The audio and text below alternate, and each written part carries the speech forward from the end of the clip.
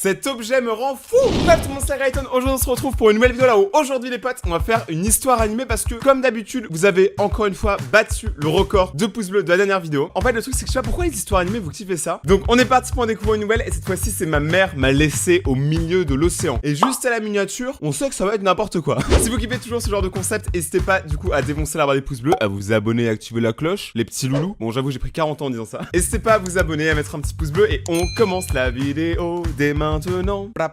En vrai ça fait longtemps, là je reviens de 2 semaines de vacances, je sais que la plupart d'entre vous vous êtes retournés en cours, donc bonne chance pour les cours. Ah oui tout le monde, et je sais un truc, maintenant j'ai un défi pour moi-même, tous les jours jusqu'au 18 septembre, parce que moi je rentre le 18 septembre, tous les jours jusqu'au 18 septembre je ferai une vidéo par jour, pour ne pas l'oublier, voilà. Tous les jours jusqu'à la rentrée à 17h20, il y aura une nouvelle vidéo sur la chaîne, alors notez-le dans vos agendas, notez qu'à 17h20 tous les jours il y aura une nouvelle vidéo sur la chaîne, alors soyez là et on commence la vidéo dès maintenant. C'est parti. Passer les meilleures vacances de ma vie avant de me retrouver seule au milieu de l'océan. Ah, c'est ballot ça. C'était les meilleures vacances. Et bam, tout au milieu de l'océan. Vous vous demandez peut-être comment quelqu'un pourrait se perdre au milieu de l'océan en vacances avec sa famille. Eh bien, on peut dire que ma chance n'est pas tout à fait typique. On sent que elle va être marrante. Avant que tout ne dégénère, je planifiais un voyage avec mes parents aux Caraïbes. Désolé, on n'a pas tous cette fortune. Ouais, moi je planifie des petites vacances aux Caraïbes et tout. Ouais, c'est ça, hein. Bande de riches. Ma famille est Plus plutôt de riche. 10. Le genre qui peut se permettre de louer un jet privé quand on part en vacances. Quoi? Attends, c'est même pas une blague. Alors, j'ai fait une blague sur leur richesse, que c'est des plus de 10 et tout, mais eux, c'est des plus de 10 000 lions. C'est des plus de 100, eux. Attends, ils ont dit, ils louent un jet privé à chaque fois qu'ils partent en vacances? Vous voyez, ma famille est plutôt riche. Le genre qui peut se permettre de louer un jet privé quand on part en vacances. Et c'est exactement ce que nous avons fait. Bah oui, pourquoi se priver? Le 1er octobre, nous avons emballé nos affaires et étions prêts à vivre un week-end aventureux. Ok. En fait, je n'avais pas grand-chose à emporter. Je n'avais besoin que de quelques vêtements et de ma combinaison spéciale pour parachutiste. Ah, j'avais cru qu'elle allait dire, j'ai pas besoin de beaucoup de choses à emporter, juste ma carte bancaire. Et j'achète tout sur place. Toujours avec moi lors de mes vacances, au cas où j'ai envie de faire du parachute. Honnêtement, le parachutisme est ce qui me passionne le plus. La sensation de voler dans les airs ne peut être comparée à aucune autre sensation au monde. Dans la plupart Pour l'avoir fait, image. C'est grave validé. des cas, mon père saute avec moi et nous atterrissons sur l'île ensemble. Cependant, les choses se sont passées différemment. Alors que je me préparais à sauter, je me suis tenue près de la porte du jet en attendant mon père, alors qu'il se préparait à me rejoindre. En fait, leur vie, c'est une partie de Fortnite en fait. Genre, ils sautent sur l'île, tout va bien. Quand j'ai baissé les yeux, j'ai pu constater que nous étions près de la terre et que je devenais vraiment excitée de sauter. Alors, j'ai sorti mon téléphone de la poche de ma veste et pris une photo. Mais c'est quand quelque chose s'est passé qui m'a pris au dépourvu. Mon téléphone a glissé de ma main et je me suis rapidement penchée vers l'avant sans réfléchir, espérant pouvoir l'attraper. Mauvaise idée. Cet arrêt sur l'image, c'était quand même génial. Je m'en supposais qu'à ce moment-là, ce que j'ai fait était très stupide, car Oui. ça m'avait fait perdre l'équilibre et m'a fait tomber du jet. Oh mon Dieu! Je n'arrivais pas à croire que ça m'arrivait réellement en ce moment. Ouais, mais ça va, elle a un parachute, c'est pas comme ça, elle était totalement paumée. Tout était si rapide et je ne pouvais même pas dire un mot ou crier à l'aide. Et j'ai commencé à tomber quand j'ai entendu mes parents crier mon nom. J'ai pris une profonde inspiration pour me calmer et je pensais juste que je ferais ce que je fais toujours. Sauf que cette fois, j'allais atterrir sans mon père. Et sans ta carte bancaire, surtout. Environ 10 secondes plus tard, le parachute automatique s'est déclenché, ce qui signifie que quelque chose n'allait pas. C'est sûrement la façon dont je suis tombée du jet, ai-je pensé. Ça allait trop vite et je n'ai pas sauté correctement. Je me dirigeais vers la terre sans... Non, en vrai, ça met une pression, mais est-ce que vous pensez vraiment que ces histoires-là, parce que apparemment c'est des histoires qui sont vraies, est-ce que vous pensez pas un peu que c'est du fake? Un peu? Parce que là, c'est quand même énorme comme histoire. endroit où je pourrais atterrir. Mais quand j'ai regardé en dessous, tout ce que je pouvais voir, c'était de l'eau. Honnêtement, je n'étais pas sûre si j'allais atterrir dans l'eau, mais j'espérais que non, parce que ça allait être un gros problème. En moins de temps qu'il n'en faut pour le dire, j'ai atteint l'océan. Je devais agir vite pour éviter la noyade. Je me suis souvenu des instructions qui disaient que si vous atterrissiez dans l'eau, vous deviez enlever votre sangle pectorale pour pouvoir retirer votre équipement rapidement et nager sous le parachute. Même En vrai, on est en train d'apprendre des trucs de ouf sur le saut en parachute, mais pas du tout sur l'histoire. je paniquais comme une folle, j'ai essayé de me calmer car j'avais vraiment besoin de me concentrer sur ce que je faisais. Sinon je ne survivrais pas. Il m'a Mais fallu un certain temps avant de pouvoir me concentrer sur la façon dont je nageais. Après, un truc comme ça, tu dois vraiment être traumatisé, je pense. J'avais honnêtement peur que mes pieds s'en mêlent dans le parachute et me noient avec. Quand j'ai regardé autour de moi, tout ce que j'ai vu était de l'eau. Pas de navire, pas de terre, pas de gens. Rien. J'ai enlevé mes chaussures pour faciliter mes mouvements et j'ai nagé vers où je pensais. On n'en parle pas assez, mais ses pieds, c'est la tête de Phineas. On n'en parle pas assez. Et au bout d'un moment, j'ai réalisé qu'il était impossible pour moi de savoir que je nageais dans la bonne direction. À ce moment-là, j'ai commencé à réaliser que j'avais des problèmes bien plus graves que je ne le pensais. Je ne peux même pas décrire ce que je ressentais. Je n'ai jamais eu plus peur de toute ma vie. Quand elle a perdu sa carte de crédit. Mon corps était fatigué, la nage commençait à devenir épuisante et je me demandais vraiment si ce serait mon dernier jour en vie. Puis une pensée me vint. Je me suis souvenu de toutes ces aventures que j'ai eues avec mes parents et du fait qu'il y a eu beaucoup de périodes difficiles. À ce moment-là, je savais que m'apitoyer sur mon sort ne mènerait nulle part. Attends, c'est quoi pour toi une période difficile? Quand t'as pas pu acheter ton 7ème jet dans le mois? Quand tu n'as pas eu accès à ton 4ème yacht, le plus grand du port de Saint-Barth? Eh bah oui les amis, ça c'est des coups durs. Je devais me battre pour rester en vie. Je n'avais jamais pensé que je me trouverais dans ce genre de situation. Enfin, pour être honnête, il y a eu des moments où ça me traversait l'esprit. Bien que je pense que tout le monde a ce genre de pensée sur le pire scénario, mais je n'y ai jamais vraiment pensé. J'ai réfléchi à tous les meilleurs moyens de conserver mon énergie. Mon plus gros problème était que mon corps se sentait comme du plomb. Peu importe ce qui se passe après, si là tout de suite elle se fait attaquer par un requin, je me tape une grosse barre. C'est terrible. Non, parce qu'en vrai, ce serait fou quand même. Ce serait grave fou. Je ne voulais pas me pousser trop fort et couler au fond. Alors, j'ai décidé de flotter pendant un moment.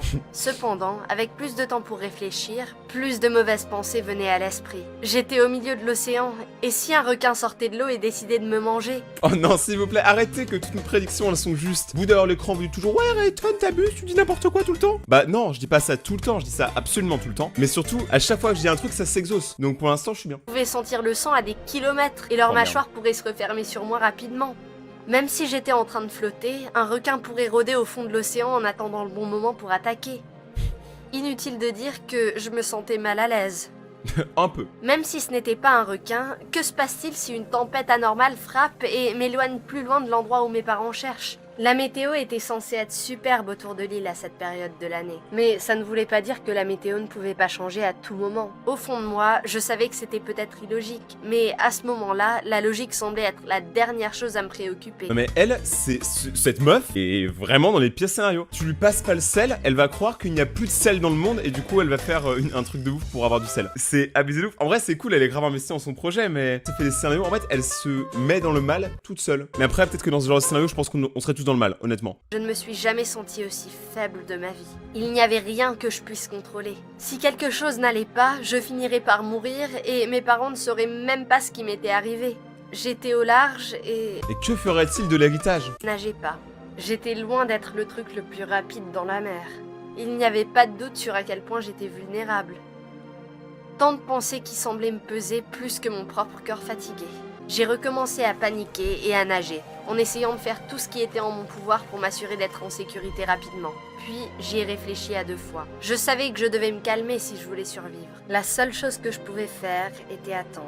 Mais si j'utilisais toute mon énergie à ce moment-là, je n'en aurais pas plus tard si j'en avais désespérément besoin. Et c'est super compliqué comme histoire, je craque. Je ne savais pas s'il y avait des requins dans le coin, mais s'il y en avait, je ne succomberais pas sans me battre. C'était peut-être des mots vides, mais ils m'ont fait me sentir mieux à ce moment. Mais non, c'est des charpédos. J'ai commencé à penser à d'autres choses. Je voulais me distraire en pensant à tout ce qui pourrait me faire oublier la situation dans laquelle je me trouvais. Allongée là, levant les yeux au ciel, j'ai commencé à jouer à des petits jeux dans mon esprit. Je regardais les nuages et y trouvais des images, puis je pensais au moment qui correspondait à l'image.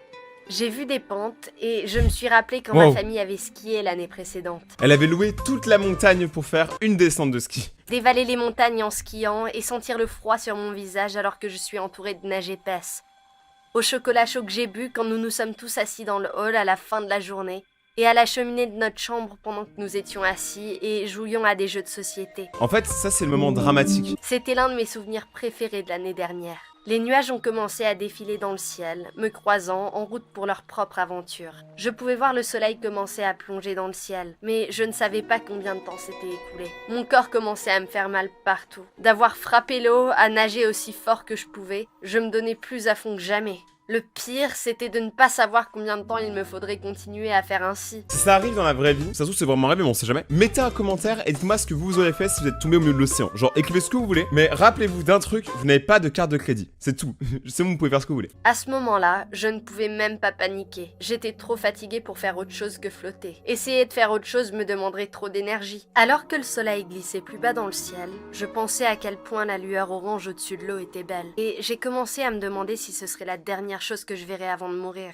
En vrai, c'est Lorsque le stylé. soleil s'est complètement estompé dans le ciel et que les étoiles ont commencé à apparaître, mon corps a commencé à faiblir. Je me sentais plongée sous l'eau et j'ai essayé de concentrer toute mon attention à flotter un peu plus longtemps. Mais t'es en train de dormir? Je pouvais sentir les larmes dans mes yeux, mais ils étaient recouverts par l'eau. J'ai fermé les yeux, laissant mon esprit dériver vers le négatif à nouveau. Je n'allais pas être retrouvée. Peut-être que mes parents cherchaient au mauvais endroit, et que se passerait-il si la vers où je nageais plus tôt était la mauvaise direction et que je leur rendais la tâche plus difficile? En fait, on n'en parle pas assez, mais tout ça, ça a commencé parce qu'elle a perdu son téléphone. Je commençais à me morfondre plus que jamais auparavant. J'ai rouvert les yeux et levé les yeux vers les étoiles. Une se démarquait des autres. Elle se reflétait brillamment sur l'eau, mais quand j'ai levé les yeux, je ne l'ai pas vue. Lorsque la lumière est devenue de plus en plus brillante, j'ai réalisé que ce n'était pas une étoile, mais un bateau. Je me suis souri alors qu'il se rapprochait de moi. Puis, j'ai utilisé le dernier bout de mes forces pour crier. En vrai, si elle était youtubeuse, elle aurait pu faire le défi survivre 24 heures dans l'océan. C'est ce qu'elle a fait. Alors que le bateau s'approchait,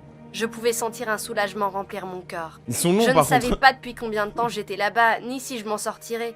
Mais le simple fait de voir de l'aide venir pour moi a fait toute la différence au monde. L'équipage m'a aidé à monter sur le bateau et m'a conduit à un petit lit qu'ils ont aménagé pour moi. Ce n'est que quand je suis sortie de l'eau que j'ai réalisé à quel point il faisait froid. Quand ils m'ont vu frissonner, ils m'ont enveloppée pour combattre la nuit froide et se sont dirigés vers l'île. C'était enfin fini. On m'a amenée à l'hôpital local et j'ai attendu l'arrivée de mes parents. Ils ont fait des chichis pour moi pendant un bon moment, essayant de s'assurer que je n'avais pas de coupure ni d'échymose et que je sois reposée et que je mange un bon repas. Mais what the fuck? Moi, je suis Père Ayton, je raconte des histoires, mais celle-là, elle est costaud. À chaque fois qu'on fait une nouvelle histoire, c'est toujours de plus en plus what the fuck. Même si j'étais entourée d'étrangers, il était agréable d'être de retour sur la terre ferme.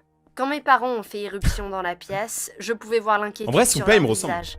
Mon corps n'était pas trop abattu, mais être dans l'océan pendant si longtemps m'a donné l'air d'être en pire forme que je l'étais vraiment. Mon père a immédiatement commencé à poser des questions et à essayer de voir s'il y avait quelque chose qui n'allait pas chez moi. Ma mère est venue dans mon lit et m'a serré dans ses bras. Je la serrai dans mes bras, si heureuse d'être à nouveau près d'elle. Quand elle a finalement lâché prise, j'ai pu voir que ses yeux étaient rouges et gonflés. Mon père est venu me voir ensuite et s'est excusé de ne pas y être arrivé plus tôt et m'a raconté comment il avait engagé tous les bateaux disponibles pour me rechercher. Ah ouais. Donc en fait, ça se trouve, il y avait plein de trucs à régler partout, mais il a engagé tous les bateaux disponibles pour retrouver la fille. J'ai secoué la tête Problème de et riche. lui ai fait un gros câlin. J'étais juste heureuse qu'il soit là maintenant. À partir de ce moment-là, j'ai su ne pas tenir la vie pour acquise. Chaque moment est précieux et doit être passé à apprécier tout ce que vous avez, car vous ne savez jamais quand ce sera parti. Du coup, ouais, appelez ça de la malchance ou même une erreur stupide. Je ne peux pas vraiment nier l'un ou l'autre, mais je suis contente que ça se termine bien. Que pensez-vous de mon histoire? Et ben moi je pense qu'elle est trop cool. L'histoire était très sympa et je pense que vous avez aimé, même si ça a été un peu farfelu quand même, genre on va pas se mentir, c'était très bizarre. N'hésitez pas à mettre un pouce bleu, à vous abonner à la chaîne et d'activer la cloche pour recevoir la suite des vidéos. N'oubliez pas, c'est tous les jours à 17h20. À me suivre sur Twitter et Instagram pour suivre les coulisses. Après, à plus Monster Ayton et ciao.